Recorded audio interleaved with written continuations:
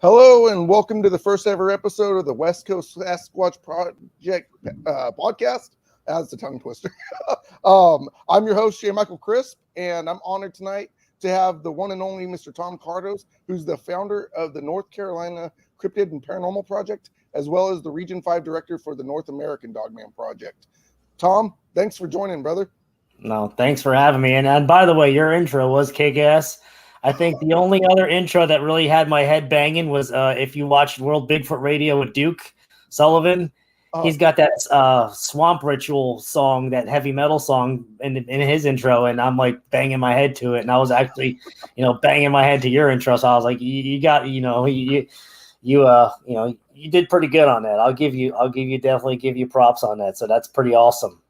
Thank you, brother. I appreciate that. I mean, I'm a big metal guy myself, so A lot of people don't realize that. They're like, "Oh, you ride horses and stuff." I'm like, "Well, I'm the guy that rides horses that's blasting metal." So. Exactly, blasting metal, Pantera, Metallica, Mudvayne, Slipknot, Disturbed, all the good stuff. All the good stuff. Yeah. Well, Tom, if you don't mind giving a little brief bio for the people that have never heard of you, can you give us a little description on yourself? Yeah, sure. Well, my group, my channel, all that is called the North Carolina Cryptid and Paranormal Project, but I'm actually from New Jersey. I was born and raised in New Jersey. I was born in Red Bank, New Jersey, along the Jersey Shore. Grew up in Monmouth County, and did the school thing. Went to school back in the 80s. Back in the 80s, things were way different. But I always took interest into like the things that go bump in the night, ghosts, UFOs, the Yeti, abominable snowman, Sasquatch, all that weirdness. And there used to be that book in the library everybody would take out. We would rent it, and it would have pictures of the Loch Ness monster, the abominable snowman, the Yeti, Mokele and Mbembe, which was the African version of the Loch Ness, which I think it's a plesiosaur. And had all kinds of, pictures and articles and all that. And it had like the picture of Patty. I think I was Unsolved Mysteries. You had the was the one with Leonard Nimoy, In Search of, Unsolved Mysteries, and the one Robert Stack did. And, all those shows were pretty awesome. I didn't really get into Kolchak. Kolchak, the Night Watcher, the night guy. He had a TV show that had some weird stuff, but I was always into those weird shows. Ghosts, growing. I think Ghost Hunters came out. I was into that. We did a lot of back then. We just went out in the woods at night with flashlights. Nobody had cell phones. Cell phones weren't even out back then. When we used to go to a place in Marlborough, New Jersey, which was a psychiatric hospital that was pretty much haunted. And I've been there a couple times on site, on property, and all around the outskirts of it. There's a little place called Igo Road, and there was a lot of legend tale about it, about things that people escaping at night, ghosts haunting the road, weird, spirits and all that kind of thing, and entities and all that. And we'd just go out there and just check it out with flashlights and do our thing and have fun. Nowadays they call it ghost hunting or paranormal investigation, but we didn't, we didn't have the equipment back then because it just, who has the means to carry, 800-pound camcorder on your shoulder?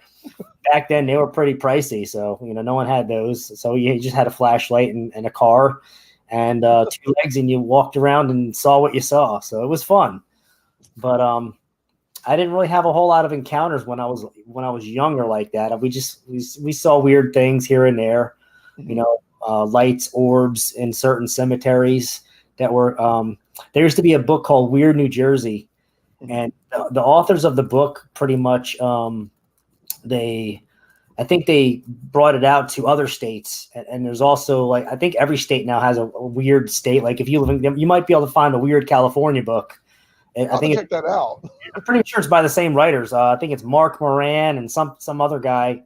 I think those are their names. I can't remember. I have the book downstairs. I just mentioned it. But that being said, we would go out and just do these little expeditions out in the middle of the night and see things. Every now and then you'd see some orbs or some weird lights, and you get a kick out of it, and you get back in your car and you drove home and you talked about it with your friends. You went to like a 24-hour diner, you bullshitted for a little bit, and then you went home. So that was pretty much it.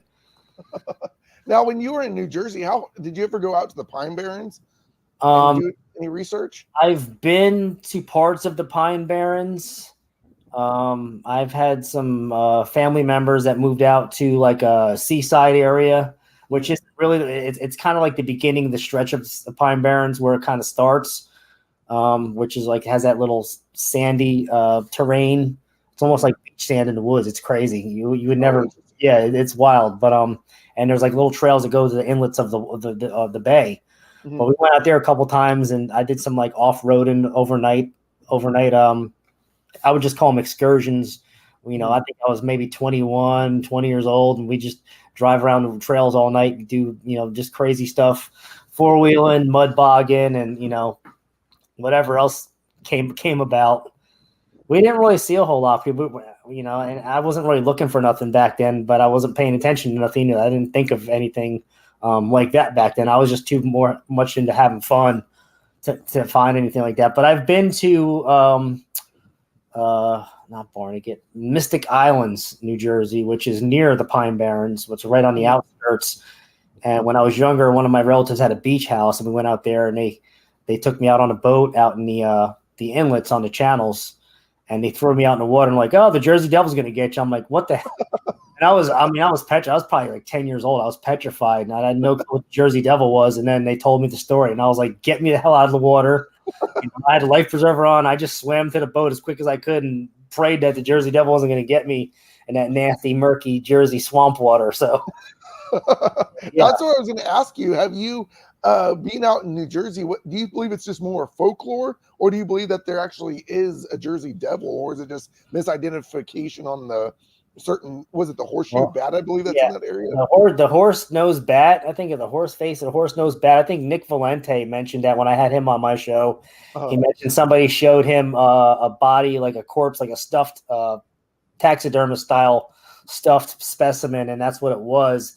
And they said that was the Jersey Devil. But I honestly think because it goes back to the 1800s. I mean, this could be something where somebody was probably born. I mean, I always thought of it like somebody was born deformed. I mean, I know that there's like tales of the mother Leeds was a witch. The 13th child, she cursed to be a demon, and it came out and flew out of the house and, attacked people throughout the years. I honestly think it might have just been like a deformed person that came out of her child. And back then they didn't know how to describe, deformities or altercations of birth defects. And that's what they called it. And the legend kind of grew from there. But I also think there was also something paranormal in the woods. Because that Pine Barren area is a very highly the Lenni Lenape Indians of New Jersey. There's a lot of death tales, blood in the sand, blood, and they call it blood in the soil.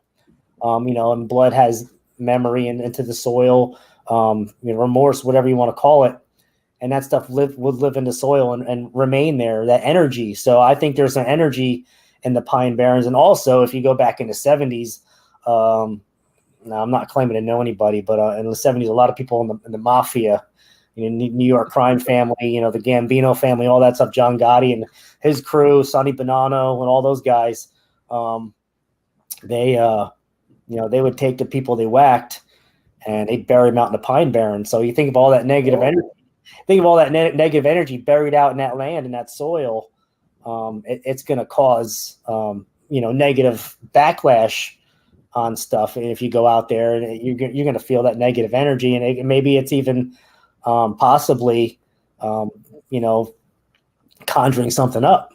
You never know from that negative energy. I mean, negative energy from people suffering, people dying, all that. I mean, once that you have a compilation of that, and there's so much of it, there's no one knows what the possibilities of the power that has.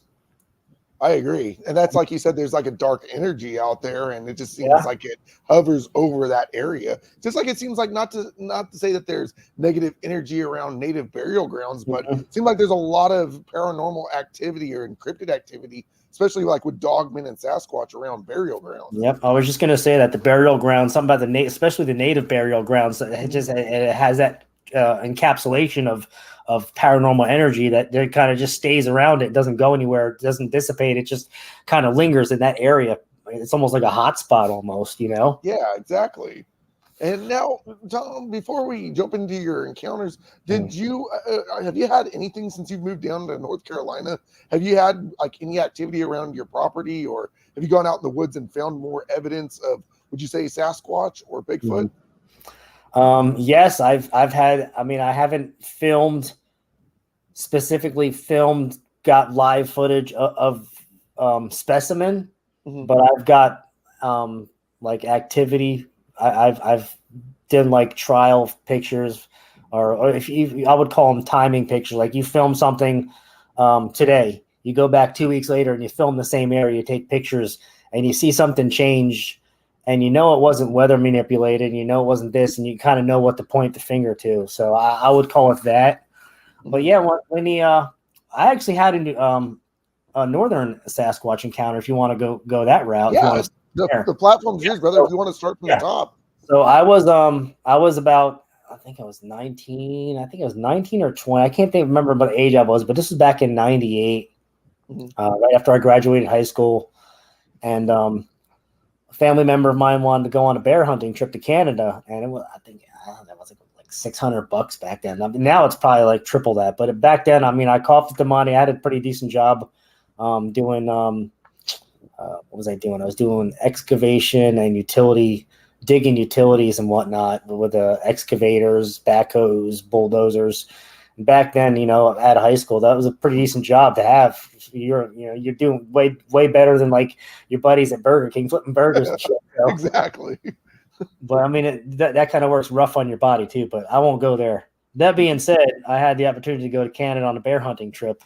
I think it was a 3-day weekend trip. So we got there, and there was fishing. You got to take a boat out into the Ottawa. It was either Ottawa or Ontario River, and go fishing near the dam right there. So we did that, and then we did some baiting. We did some. I mean, the bait, they had these 5-gallon buckets, and it was just horrendous pig intestines, all kinds of like pig parts that were chopped up and in a spackle bucket, and you had to carry them out to like this stand where the bear stand was, or the bait area. You dumped it, and then it was probably like 50 yards from a tree stand. So it was pretty much a bait and shoot hunt. You know, it was pretty much a guaranteed. If you had a bear come into your bait, you know, you were going to get one. But we didn't get one. We had something else happen. We decided it was about. It was starting to get dusky out. We had no activity. We're both in the stand. We didn't get nothing, no bear. I think there were these little, I can't think of the name of the birds, but there were these pine martins kind of jumping around the bait, eating little bites of it. And they're like the little critters. They're kind of like minks, I think the pine martins are. And that's all we really saw. So that being said, we got the hell out of there. And talking about this brings back memories, and my heart's starting to pound right now. But we'll get through it. I mean, even though it happened so many years ago, just reliving it always brings back that you know that little bit of PTSD that stuck with me. But exactly. That's not. I mean, talking about it's always a good thing. Whenever someone has an experience, I recommend talking about it, even if you don't think the person is going to believe you. You got to talk about somebody, because holding that stuff in will really do damage on your mental capacity. Seriously. So after all that, we got out of the tree stand. We weren't getting no activity. It was getting ready to start getting dark. So we walked out of there, and we walked about maybe 100, 150 yards to an opening area. And it was almost like a dry creek, boggy, with like broken up trees that were rotted there forever. This was a huge dried up area, marsh. And on the other side of it was a wood line, and it was just starting to get dark, a little bit more. And we're looking around, just seeing what's out in the area. Just, we've never been to Canada. Why not enjoy the scenery? If we're not going to get a bear, might as well just enjoy something, right? Exactly. All of a sudden, we look out in the left side of the tree line, out to the left, about 80 yards out.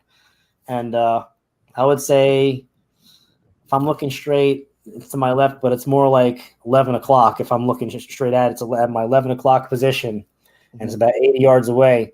And you know how if you look in a wood line, you can almost see like an opening, like a tunnel. Yeah. almost like a tunnel, an opening. Well, that whole thing was black, starting to get dark, but it was blackening out. And as we looked at it again, you could see a huge freaking silhouette of a body standing in that like hole tunnel. Mm-hmm. And it filled the whole thing up. I mean, it stood out. Like, it wasn't completely blackened where you couldn't see through it yet, but you could see the silhouette standing in front of it. And this thing was huge. And we knew it wasn't a moose. We knew it wasn't a bear, because this thing just was solid, like just a big burly person that people were like, what the hell is that? And we both looked at each other after we said that, and whatever was out there, I know what it is now, but what was out there, it kind of turned around and walked off and took off out into the woods, and you felt the ground shake, and you felt like boom, boom. And it was wow. It was a direct bipedal step, like 2, 1, 2, 1, 2. And I'm not even kidding. You felt the ground shaking at 80 yards away. Like, you felt that vibration. Now, did you get like a size on it? Like, if you were to look at going back, like you said, it was 20 years ago, or 20 or so back in 98. Have you thought about how tall it was? Did you guys kind of guesstimate? Would you say it was I would say at least 9 to 10 feet tall. Oh, wow. Okay. And every bit of 4 foot wide, because like I said, that tree line hole was pretty wide. And this thing, the width of it filled the whole thing up, and you couldn't see nothing. You couldn't see through it because the silhouette of that dark body filled that whole thing up. Wow. So, what would you guesstimate the weight would be if you guys felt the ground shake? I mean, I'd say 800 to 1,000 pounds easily. Wow. Easily. But that's not the only thing. I mean, we saw that it took off. We're like, oh, well, we were both shocked. Our eyes are like, as big as Coke bottles. And we started walking in another direction to get back to like it was like a logging road trail where the hunting guide guy would pick us up. And we're probably, good close to another 80 yards to get to where we had to get picked up. And the guy is supposed to pick us up when it gets dark. He said, just wait on the road, shine your flashlight if you see my lights, and I'll flash them back, and we'll come get you. So we started hearing things as we were walking back to that trail on the road. We started hearing what's coming. And I'd never heard this before, but I don't know if you remember the movie The Lord of the Rings. I had never actually watched it, shockingly. You never saw the Lord of the Rings, or I think I saw the beginning of the number one, but I've never watched them. There's a part where these creatures called the orcs, they're marching in the woods, or they're marching across terrain, and they're making like this grunting noise, and like a grunting, roaring, and a grunting, and like a making that kind of noise, and that's exactly what we heard. And we were getting flanked on both sides. We're hearing it on both sides. And these things were probably less than 60 yards away from us on both sides, flanking on each side. And we're thinking, I had never thought Sasquatch back then. I just thought maybe something was pissed off that we were, encroaching on its territory. And exactly. Like we got the heck out of there. We weren't running. We weren't showing any signs of like, agitation or like fear. We just kind of kept our calm, kept our cool, and we kind of just kept our composure and waited. Closer we got to the trail, we started hearing it, and the sounds were getting closer. Every time we walked closer to the trail, the sounds were getting closer to us. Wow, that's terrifying. And all we had was a 7 mag rifle, which I mean, that's a strong, high-powered rifle. Yeah, but when you got a group of these things, it's not going to do shit, Exactly. Man. That being said, we saw the headlights of this beat-up Suburban that the hunting guide was driving, coming down the trail when it was getting closer to us, and we flashed the light 2 times. He came, and I don't think I've ever mentioned that before, but I'm mentioning it now. That was his thing for flash the light 2 times, whatever.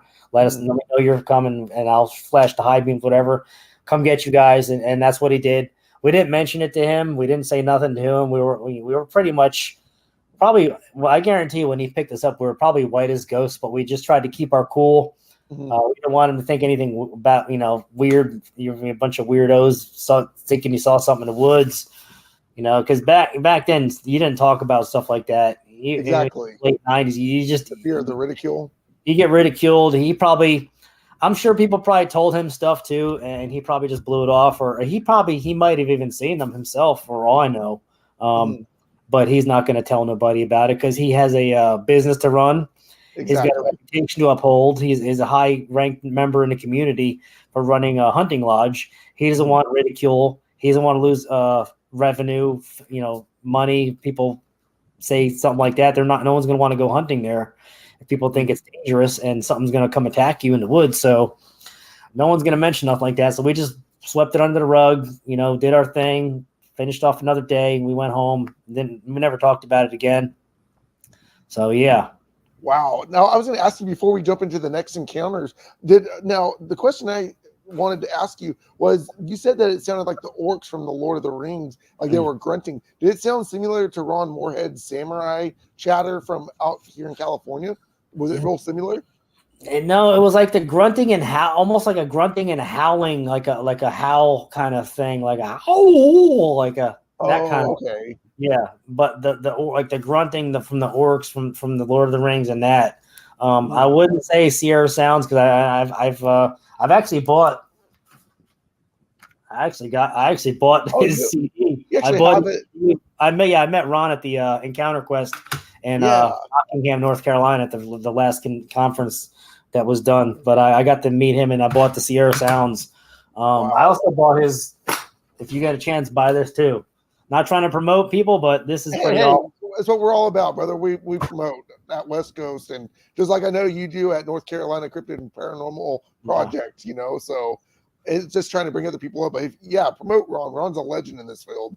He is a legend. He's a great guy. I was lucky enough to be able to interview him last month, which he's a hard person to get a hold of. But once you can get him to agree, and you got to email back and forth. But he's a great asset to have on podcast interview because he knows a lot, and he's been doing this since the 70s when he experienced this stuff. I mean, he knows what he knows, and he's pretty intelligent about it. So I'm pretty stoked about getting to meet him and know him and whatnot. And plus, he actually lives in North Carolina now, believe it or not. Oh, does he? Okay. I didn't know that. I was going to ask you. I mean, that was a great interview that you did with him. You always have great interview and great guests on. But now, how long has he lived in North Carolina? Because he was out in California for a while. Yeah, I don't think he's been here. I don't think he's been here that long. I think he's been here like a couple years recently. I don't think he's been here that long. But I just got a message. We got a supercell brewing out in my area right now. My wife just texted me. So if something happens with the internet, I'm going to apologize for it now. So hopefully it stays good. So and if, like I said, we have to cut this a little short, brother, I mean, I totally understand. No, not even that. Worst case scenario, if it's this, actually, once you start recording, that's it. You can't, you can't do nothing else. But what I will do is if I will go on my phone and I'll go on my phone in my studio that you sent me on text message, and I'll just load that up in case. Worst case scenario. Yeah, that'd be totally fine. Like a backup plan. Yeah, exactly. Now, and plan B. Hey, what you gotta do? What you gotta do, man. It's always good to have backup. Yeah, so I'm just gonna hang out in the studio on my phone, and do that. I'm just gonna put my name in real quick. So sorry to cut you not short, but just to no, you're good. Attention on something else.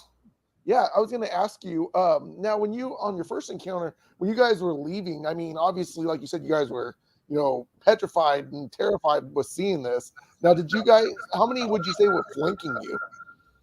What's that? How many would you think, because you heard multiple, grunts and stuff, how many Sasquatch would you think that were, flanking you? Sounds like they were kind of flanking you because, like you said, every time you guys would walk away, they were getting closer.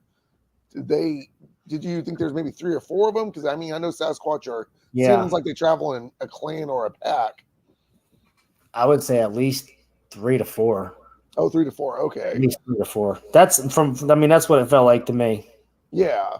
And then when you guys got into the vehicle, I mean, were you guys pale as a ghost? And did the guy know something? You guys had seen something and didn't ask you? Or did he just was like, all right, we're taking you home? Or he didn't say nothing. He just said anything. He was. You didn't see. You didn't get a bear, no activity. Oh, so he wasn't real social then, right? Yeah. Man. Yeah, well, that was what happened in Canada. You said you've had a couple other encounters on top of that, right? Or sightings of Sasquatch? I have, yeah. Well, do you want to jump into your second encounter, or is because I mean I don't, like I said, we're not really doing a live, so I don't No, really that's have fine. questions. I mean, I asked That's just fine. a few I had, so I'd love to. So after all that, I kind of swept it under the rug, didn't really think about it. Never really gave it any mind. I didn't really let it defeat my mentality. Like, some people, it's like fight or flight, or you just, let it be. Yeah. When it comes to encounters, I just kind of let it be over the years and did my thing, work, career, family, all that. Mm-hmm. So I left New Jersey 2000 and I think it was 7. Mm-hmm. Moved to North Carolina, started a family, got married, had kids. We had a house built in 2015. Mm-hmm. I got echo on my phone. Hold on. This is aggravating.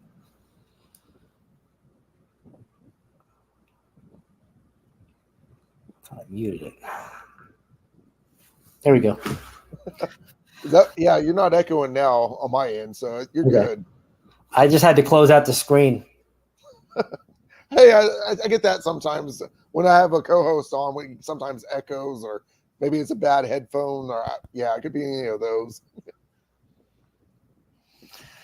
So we bought a house in North Carolina. Mm-hmm. We had it built. It was in kind of like suburban area off the outskirts of the city of Charlotte. So it's on the city limits, but it's within suburban area, quarter mile from a greenway trail, large creek that connects like from one side of Charlotte to the other. I'm still echoing. Are you? I didn't think you were on my end. I don't hear any echo. No, I'm hearing it on my end. Are you okay? Okay. Let's try that. Yeah. Okay, now I hear a little bit more echo on my end. How about now? Perfect. Okay. I just dropped the phone. I just dropped the phone on the ground. If I could put a pillow over it, I would. Just start out because it's only on my end because I got my phone open and I'm in the studio just in case the storm. Because I'm hearing thunder and lightning right now, so I had to have a plan. Oh wow! Yeah, okay. I hear it right now. My out of my window. But we had a house built. We it was pretty much fresh. They cut out some trees, cleared the land out, and it was a heavily wooded area where my street is, and it backs up to a main road. After it's probably 50 to 60 plus acres of woods. Oh wow! Okay. It backs out to a main road, and then across the street from the main road is that greenway trail, and it goes for miles, and it's straight through all the wilderness and woods of Charlotte. Great area, great tree. A lot of wildlife, plenty of deer. When we moved here, I saw I think 5 bucks in my yard. Wow. I'm definitely hunting this land. So yeah, for sure. I was gonna say, have you hunted it recently? I have hunted it every year. I was only successful last year. Where I got a spike buck. I think it was a 3-point spike buck. I call it a spike buck because it has 2 points. It only has 2 points, but has had like one little linger on the edge. But it was mainly a 2-point spike buck, and I got it for. I don't go for trophy. I don't go for like size, this, that, the other thing. I get it for the meat. I still have deer meat in my freezer. Wow! I had a bunch of jerky processed, which I think I ate the jerky in like 3 days. Can't go wrong with venison, that's for sure. Yeah, deer jerky is awesome. I love it. I'm like a deer jerky freaking meister. But so the first year I hunted my property. I built a tree stand in between 3 trees. I kind of made it like a triangle, like 3 trees in a triangle, and I built a little platform stand 13 to 14 feet up on 2x6s aboard like a 2x10 base, and then 2x6s as your flooring to hold it all, so you can stand on that. And then I had a little like cheap aluminum extension ladder to climb up to it. Oh, okay. Do you still have that hunting stand? That stand is still there. Oh, It wow. needs Okay. it needs maintenance for next year to be safe, because every year I do like maintenance on it to make sure it's safe to hunt on. Mhm. So yeah, but I need to. Something happened to my ladder this last season, where I actually had the ladder drilled into the wood with Mhm. like 3-inch tech screws, and the ladder was drilled. It was aluminum ladder, was drilled into the wood. Nothing could pull it out. A human can't take that thing out. No way. Uh-huh. And I went out there one morning, and the ladder was gone. It was like Wow. something ripped that thing off the tree stand and took it out of there, and wherever the hell it is, I couldn't tell you. I asked Robin a couple times, and she had some answers for me, but I never found it. So, but Wow. we'll get to the hunting experience. So this is like 2015, right before 2016, that season right there. After I moved into the house, Mhm. I'm in my tree stand. It's like 5 a.m. I go out in the tree stand I'm a morning hunter. I Uh-huh. like to get out in there before when it's dark, and then right when daybreak happens, the deer will normally start trotting around, and you'll get one between 7 and 8 o'clock if you're lucky. Mhm. And if you don't get one by 8 o'clock, then I usually get out of the stand and do some ground hunting, and I'll do like still hunting like the Indians did back in the day. And I'll Wow. just kind of like sit next to a tree and wait for one to come up close to me, and they won't even know I'm there. I mean, if you sit still enough, you could pretty much have anything come up to you and not even know you're there. So that's another thing we'll talk about the Bigfoot. So I'm in my tree stand. I'm in my little seat. I have like a little trifold seat with a cushion on it. Mhm. It's still dark out. I'm waiting, and all of a sudden start hearing what sounds. I always call it an owl, a monkey, and a parrot combination. All in one, huh? It's going back. It's going back at my 9 and 12 o'clock, Uh-huh. back and forth like 4 times, and it's lasting about 5 seconds each way, and it's going back and forth. And I can't duplicate these sounds. All I can tell you is like between a monkey, a parrot, and an owl, Wow. and it's all kind of connecting Uh-huh. sounds, like going from one to the other continuously. Mhm. And and my heart stopped. I couldn't move. I was shaking. Um, I didn't know what to do. I just kind of just stood there in silence and kind of like shock almost like I was pinned to that chair. Like I couldn't move. I was like Wow. frozen almost. And I know the feeling when people say like they were frozen, they couldn't move. And this Mhm. is nothing like buck fever. Buck fever is like a total different feeling. This is nothing like, because hunters know what buck fever is. That's like when you kind of scope in on a buck and you Uh-huh. shake, you can't shoot it, and you're just so excited. This is a totally different feeling. This is like you can't move. You're frozen, and it's almost like something's holding you down, and Mhm. like you can't say nothing. You can't do nothing. You're just like tied up almost. Like a paralysis almost, right? Like Almost that creeps paralysis. in. Yeah, yeah. Yeah. I mean, it's a crazy feeling. I hope no one ever has to deal with it. I Mhm. wouldn't wish it on my worst enemy, but after that happened, I finally kind of worked up some courage, and I kind of stood up. Well, here's the other part. When I first got into my tree stand, um, I dropped my flashlight. Oh, wow. Yeah, and I usually just carry it to get up to the tree, and Uh-huh. then maybe flash couple times to one of this daylight. You don't need it no more. But I Yeah. also, when this was happening, I dropped my cell phone because I was shaking so bad. My cell phone was in my hand. I shook so bad that it shaked out of my hand and landed on the ground. Luckily, it didn't break. So Yeah, good thing. luckily my phone didn't break, but it fell on the ground. So I couldn't even use the flashlight on my camera. On my phone, I couldn't do anything like record a video and turn the flash on and use that as to see whatever the hell what's bothering. Couldn't do that because I didn't have it. Yeah. Wow. So I was So pretty you were much without a flashlight and a cell I phone. was I was shit out of luck. I couldn't do nothing. All I had was my crossbow and my 380 pistol that was in my pocket. And I pretty much, I just got to the point where I was like, I got to get up. I can't stay like this forever. So I just got up, I stood up, and I was like, listen, I don't want no trouble. I don't mean you no harm. I don't want to bother you. I just want to get a deer. You let me get a deer, I'll leave you alone. You leave me alone. And Mhm. I shit you not, like 20, 30 seconds go by, and whatever that noise was, it stopped. And the light started coming out another like couple minutes after that. lights, daylight started breaking through the trees, and you could start seeing like light coming through the woods. Oh, okay. And I stayed in that tree stand for like another 5 minutes, and then when it was like clear enough light where I could actually see everything, my surroundings, I got the hell out of that tree stand. Got my, my gear, my crossbow, all that, got everything, and I went in my house, and I just kind of sat down there and was like just dumbfounded and like, shocked almost, like, just, didn't know what to think about it because I couldn't explain what the hell happened to me. You didn't see anything now, right? You just heard the chattering back Yeah, and forth, right? What sounded like a monkey and owl and a parrot all mixed together, right? Yes. That's what I heard. I said I couldn't see nothing because it was completely pitch black when I was doing it back and forth. And like I said, when the woods lit up, when the light came through, daylight came through, I didn't, everything looked normal again. Mm-hmm. Wow. And this was in 2016. So, I mean, now did you, when you went back to your house, did you kind of like recoup and think, okay, that was Sasquatch? Or do you think it was, because it's obviously their hunting ground. Like you said, you're in their territory. Yeah. So did you think instantly it was Sasquatch, or did you think it could have been maybe anything else? Or? I didn't think right away it was Sasquatch.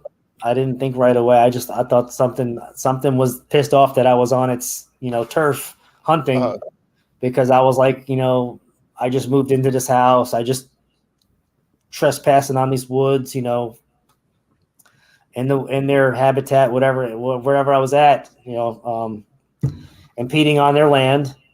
And I just figured whatever was pissed off that I was there doing what I was doing and was making it known that I was, impeding on their territory. And I just, after listening, and that's the thing. See, excuse me, I didn't realize the commonality of what happened to me. I started listening to, this is back when, Sasquatch and podcasts wasn't really that popular.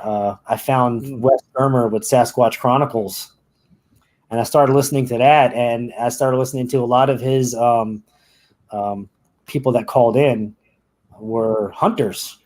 Mm-hmm. And there's a lot of similarities with their encounters and what happened to me. And a lot of them were like bow hunters that were, a lot of them, the majority of them saw what they were seeing with their encounter, and some didn't. Like some were just like what happened to me. And I kind of put two and two together.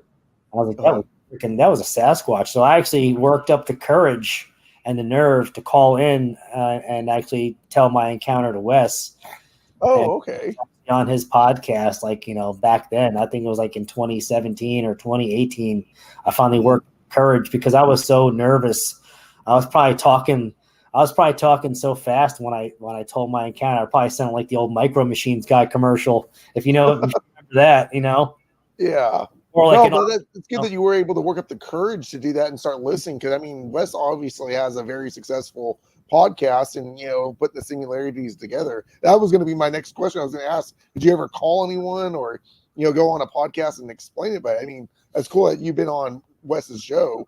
Yeah, I mean, it helped a lot. It just getting that getting it off your chest. You're getting it off my chest to tell. So because I mean, back in 2016, there wasn't a whole lot of Facebook groups out there, or like open arms, like what I projected to be my group as, like an open arms, like no discrimination, tell what you got to tell, say what you got to say, share what you got to share, with no judgment.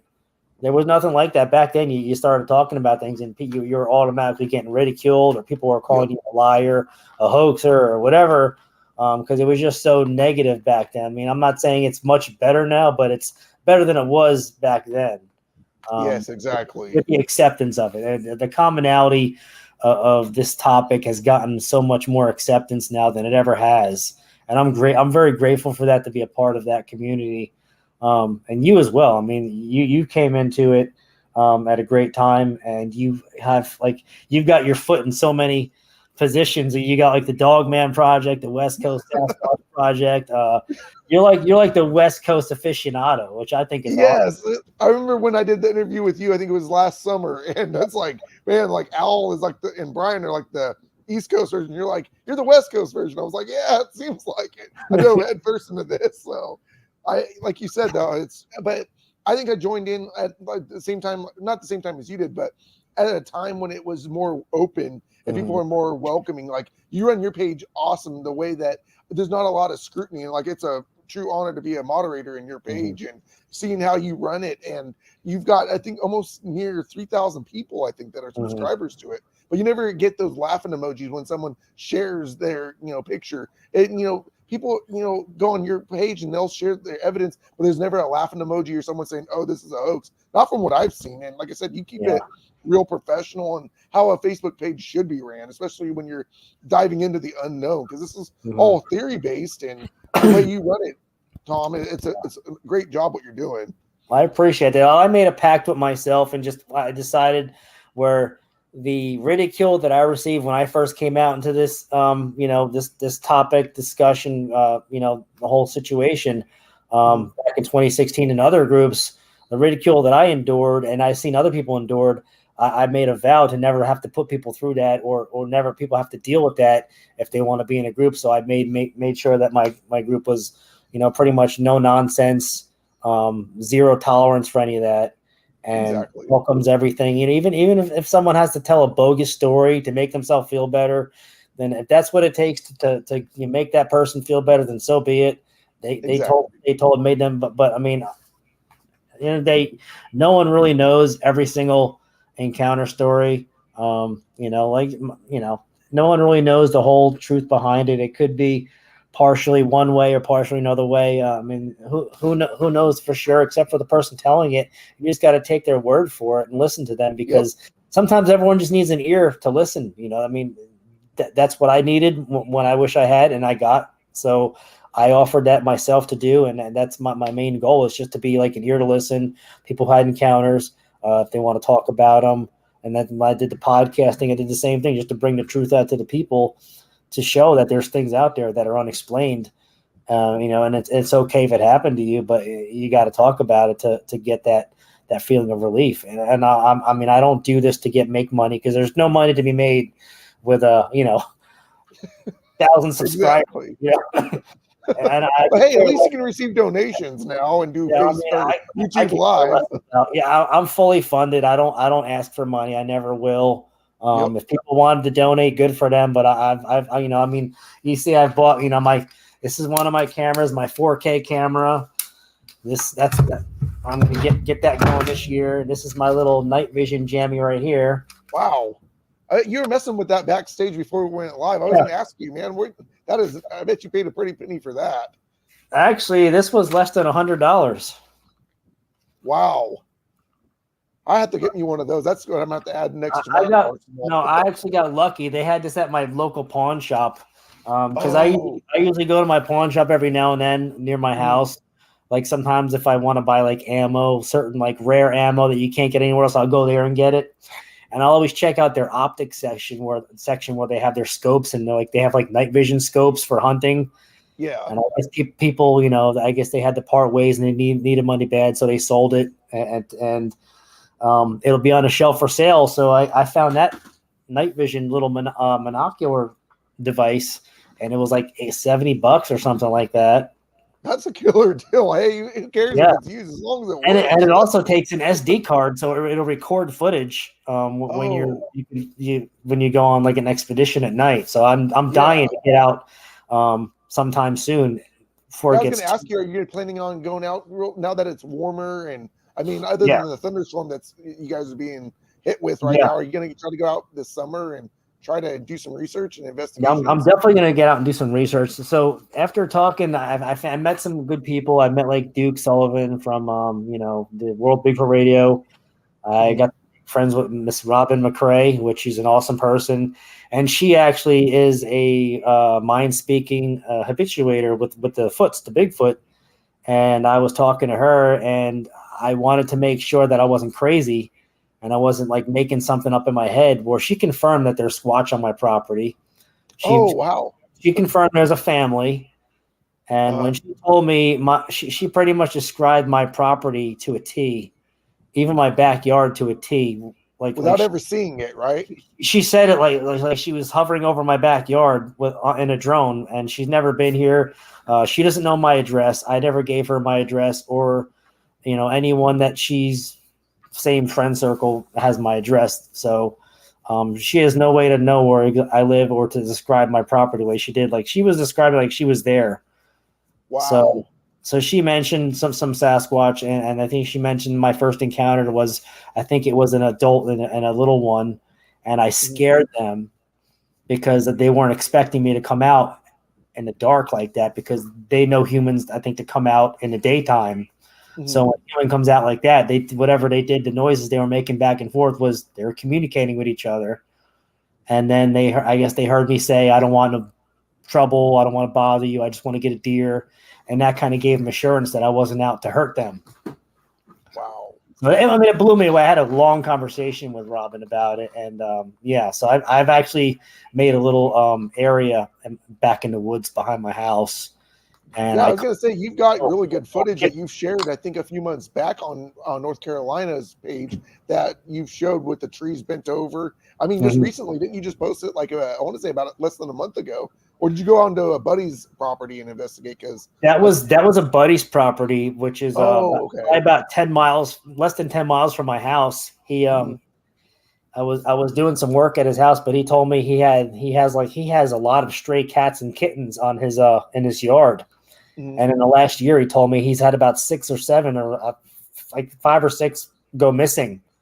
And he said they never go missing. They always come back because he feeds them, so they want to eat. And he said that many went missing in less than a year. He said it was weird. And he would hear noises outside every now and then. So I didn't really think of it until I pulled up to his house to do work. And I remember what he told me, and I looked over and I saw all those arches and bends and breaks and X's, and I was like, "Holy shit, dude! I didn't tell him, but I was like, "Holy shit, you got some Sasquatch activity going on here."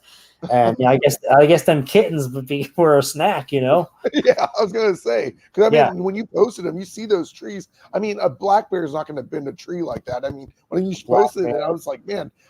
Now, when you first arrived, did you get the Squatch vibe? Like, okay, there's Sasquatch in the area, or did you have to do some investigating? When I first pulled into the driveway, because I mean, you could see it where my truck was parked. Like I was in the driveway, and I looked to the right, and I could automatically start seeing all that the structures and everything, and it made my heart like start beating real fast, and I felt like the hair on the back of my neck started I felt like an energy almost. So I was like, this is definitely an active area. I felt it, it tingled my body. So I knew almost, right? I knew for sure it was something. So I actually did a gifting area on my property where I put out like seashells. I don't do food. I'm not like continuous. Once in a while, it'll be like produce. If it's gonna go bad, instead of throwing it out, I'll put it out in the woods, like a couple bananas or some apples before they go bad. I'll put them out there, and the whole thing. I've put a couple of jars of peanut butter out there, and the whole jar of peanut butter was taken away. Wow! I brought an old seasoned.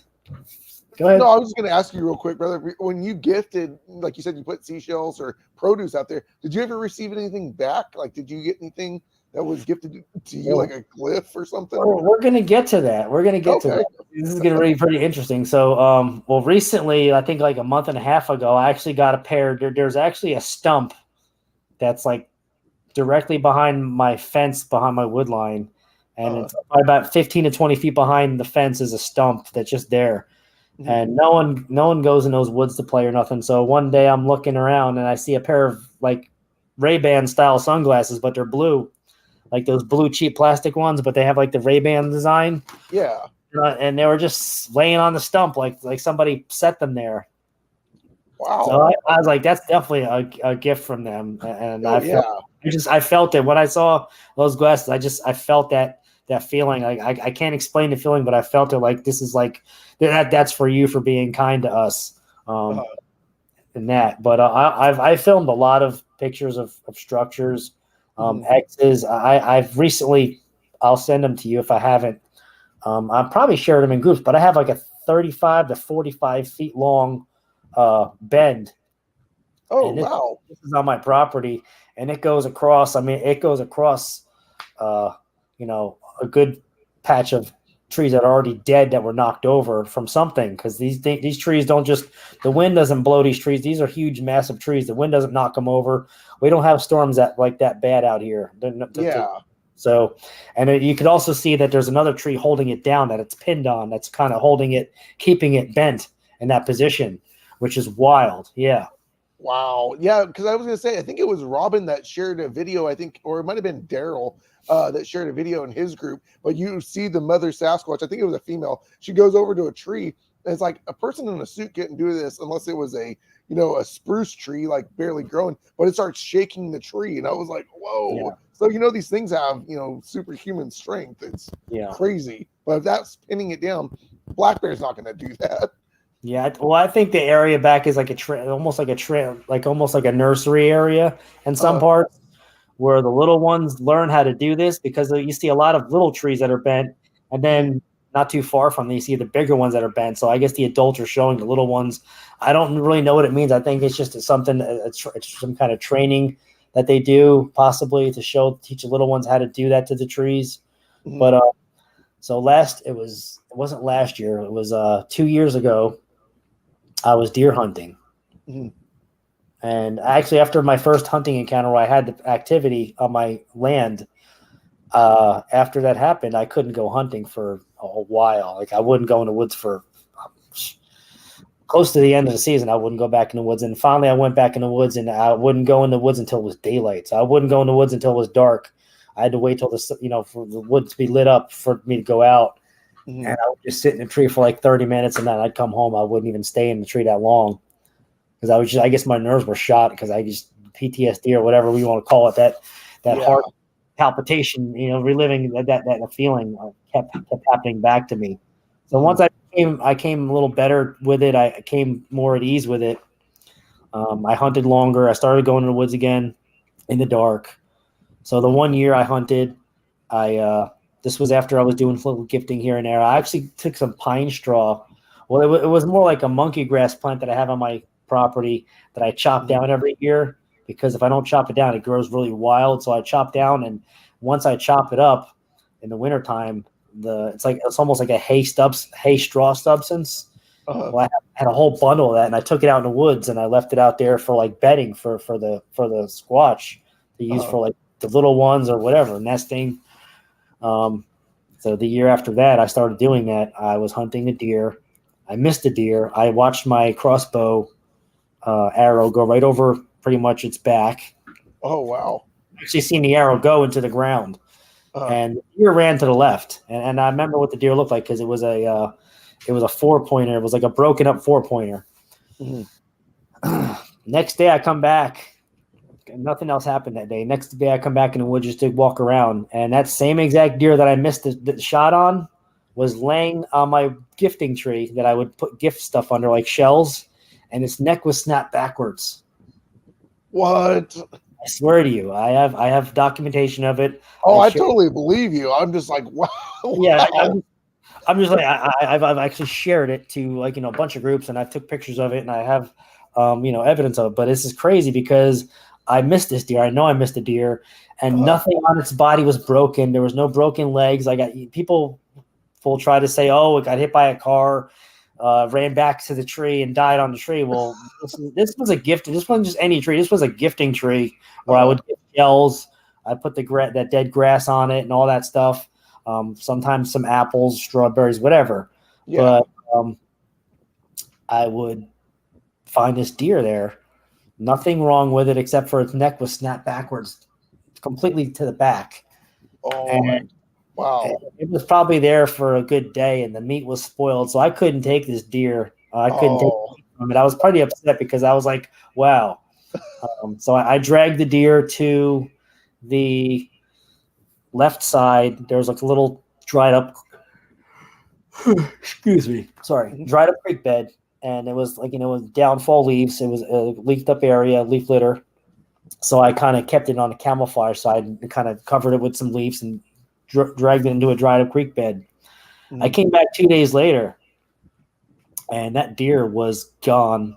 There was no trace of any, if like a coyote, pouncing on a dead animal body, you'll see like fur everywhere. You'll see blood. Yeah.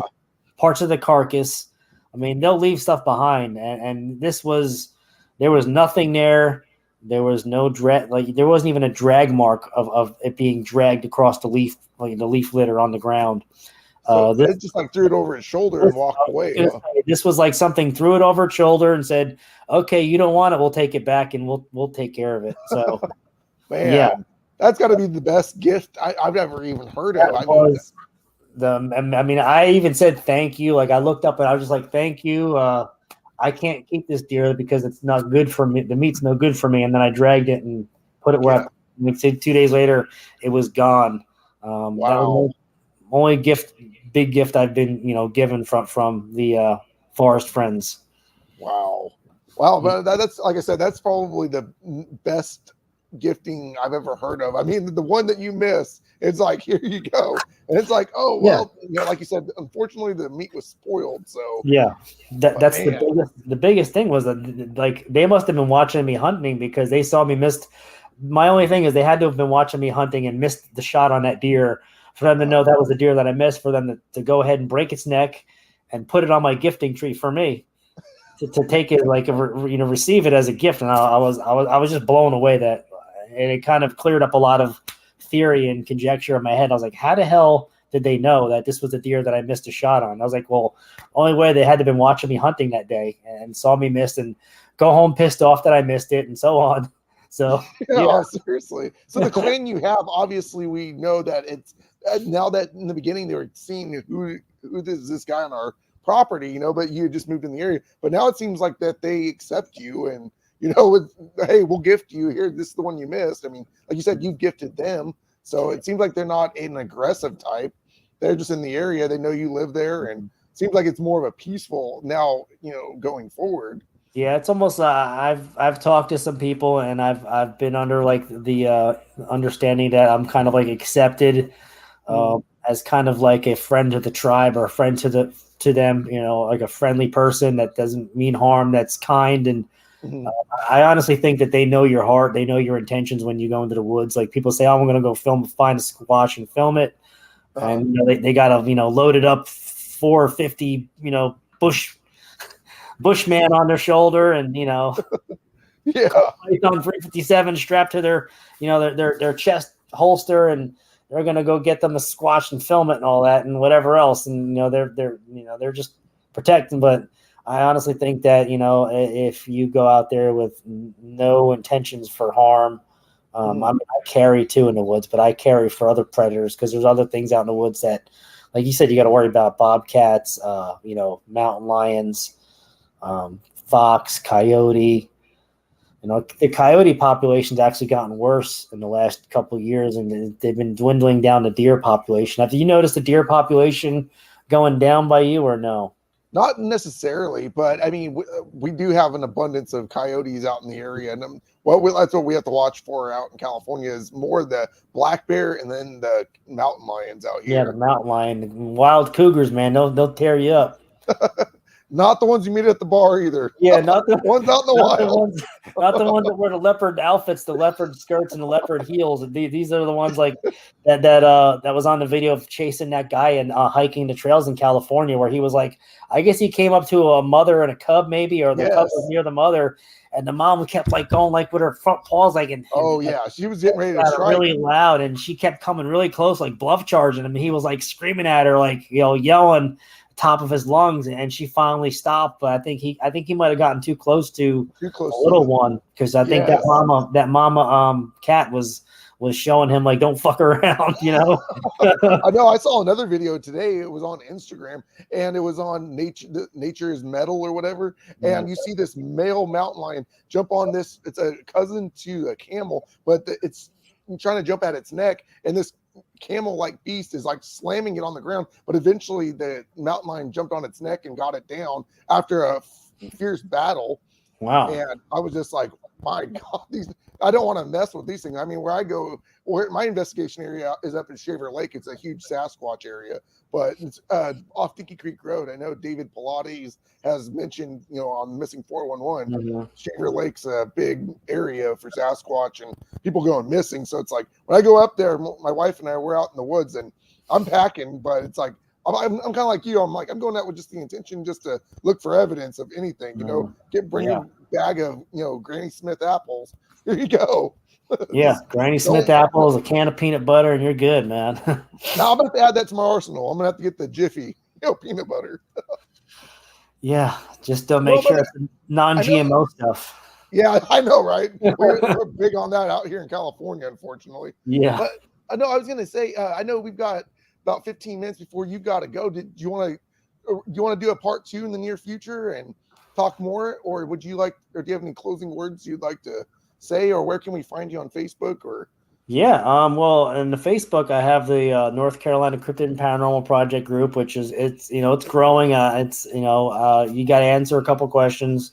You can get in a group that easy. You just got to answer the questions and say what you got to say and submit. And I guess I'm not going to let people in that just started the Facebook account last week.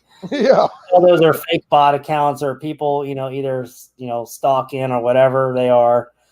Maybe someone that's got banned in the past or whatever the fact may be.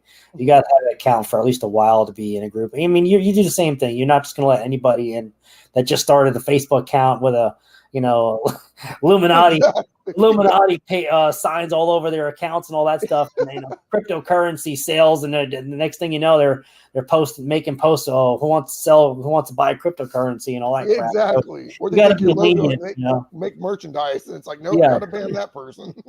You can't be too lenient. You got to be aware of who's trying to get in these groups. I mean, it just goes all around. But it does. I do that. I have a YouTube podcast. I usually do every Monday nights on YouTube at 8:00 Eastern time, and it's called the same name, North Carolina Cryptid and Paranormal Project. I think we have a TikTok, Instagram. So yeah, we got all the bases covered. So yeah. All the social media platforms are covered. I still don't know how to post them crazy Alter-AM TikTok videos where it has the cool music in the background. It's almost like Unsolved Mysteries that sound and when people are talking, and then they're playing someone else's video while they're talking, and then they got the music. I still can't figure that out. So one day, but I usually just copy other videos that look pretty cool because I'm always doing deep dives down the rabbit hole too. Because if you think about it, everything is connected. I mean, I've never had a Dogman experience. I'm not sure I want to, but right. on a level when it comes to frequency and vibration, I think all these things are connected. They have the ability. I think there are flesh and blood, and I think there are also another type where that's not flesh and blood, and they're manifesting from energy from don't know how they're getting here, that energy, but I know that's got to be how that's manifested. And, it's something we need to explore, seriously. I agree 100% with you on that. I believe I'm on the more the flesh and blood thing, but how do you explain portals? I mean, there's a paranormal aspect to these things, whether, like you said, if there's another dimension or what's bringing them here. It's obviously it's not just the power lines. So there's something, like you said, same frequencies. And how do we, figure that out? I think doing boots on the ground investigations, and that's what you do and what we do here at West Coast, and just trying to explain the unknown. That's really what it's getting the answers out there. Yeah, exploring that factor, getting answers, just to keep digging for the truth. And you got to kind of take all the evidence you can find and kind of tally it up and put it in a pile, and then you take the best from each thing and kind of put it in another pile, and then it'll give you closer to an answer to what you want, which is awesome that you can do that. Not many people want to do that, but when you have the ability to take from all the factors and then get something from it, because as I said, it's all connected in a way. You just got to find that way that makes it all connected.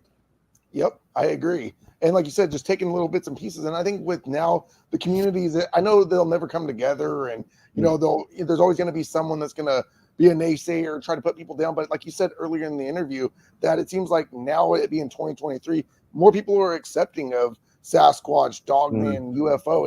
It seems to be more accepted. Just people like, oh, okay. And it seems like the news, I mean, I don't know what rabbit holes, we can jump down so many different rabbit holes just to, but the news itself is putting out more evidence of UFOs I mean, it's crazy. Sasquatch, there's been some disclosures on that, but I mean, like you said, as long as you keep digging, eventually pile it all together, and there's got to be some common, anomaly that they're all connected somehow. Oh, for sure, for sure. Yeah. Well, brother, I really do appreciate. I know you got to go. You got to get up early. I know you get up super early, like 3 o'clock in the morning. No, I actually get up at 5 o'clock in the morning. Oh, 5. Okay. I get up 5 a.m. my time, but like I usually wake up probably around 4:30, and then I get out of bed at 5, and then start my day from there. But I mean, my days are long, drawn out, hot, heat, and on rooftops, working on air conditioners, fixing them in this hot sun, and it's something I do all year long, and I love it. But it's just this kind of work drains me out really. Certain times of the day, I'm like done for. So I'll probably drink a V8 and a margarita and take my butt to bed. There you go, brother. Well, no, I really do appreciate you coming on to our first ever episode here at West Coast Sasquatch. I'd love to have you back in the near future, brother, and we can hear more of what you find, especially when you go out in the woods this summer, and maybe we'll get the pictures and we can post them up. I'd love to see them. Oh yeah, and I'll be posting. I'll do my best. I mean, it's hard. The thing is, it's hard to post. There's so many groups I'm part of where I want to post in every single, but I always forget, or I've always forget to do one or two, and I just want to be able to post in all these groups. So I'll have to try to you got to categorize. Like if I got Dogman stuff, I'll put it in the Dogman groups. If I got Bigfoot stuff, I'll put it in the Bigfoot groups. If I got UFO stuff, I'll put it in the UFO groups, and so it's pretty cool. But I'm actually going to be speaking at a conference. I thought, you don't mind me mentioning. Yeah. Go ahead. I totally forgot about that. This is actually the Straight Outta Carolina's conference in North Carolina. I'm pretty sure it's June 17th, Saturday, I think it is, and it's in Burnsville, North Carolina, which is not too far from, I guess, Wilmington, south side between North Carolina, South Carolina border.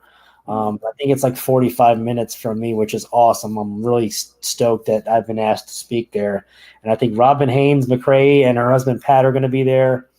Joseph Stamey is going to be running that. And there's going to be some other people there too. I'm not sure if Ron Moorhead's going to be there. I think he's going to be at the Georgia one, which would be great to have him again, just to see him again. But there's going to be some other people there. But I was just honored that they asked me, and I'm pretty much going to do what I did tonight.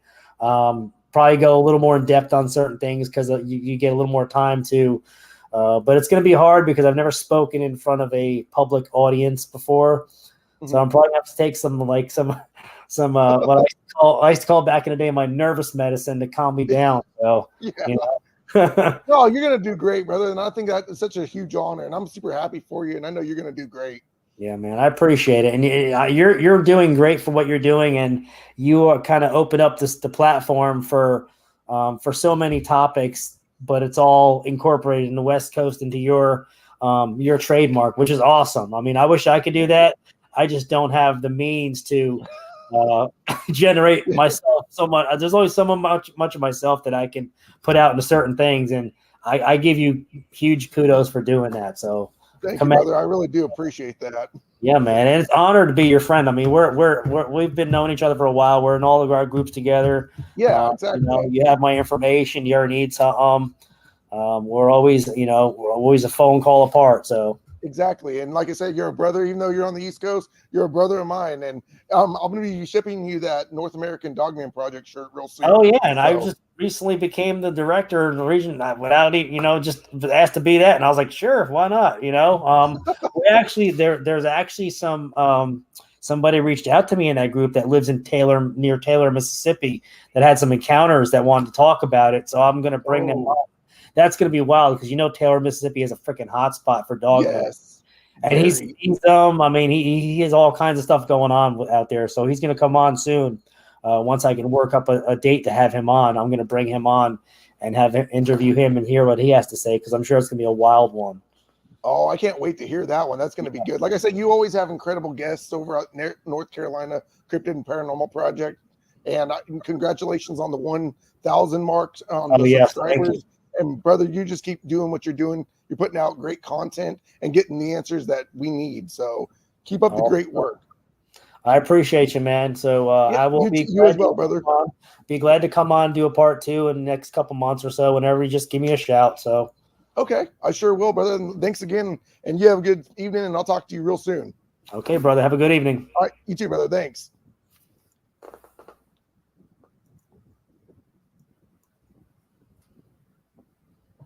This is 10% luck, 20% skill, 15% concentrated power of will, 5%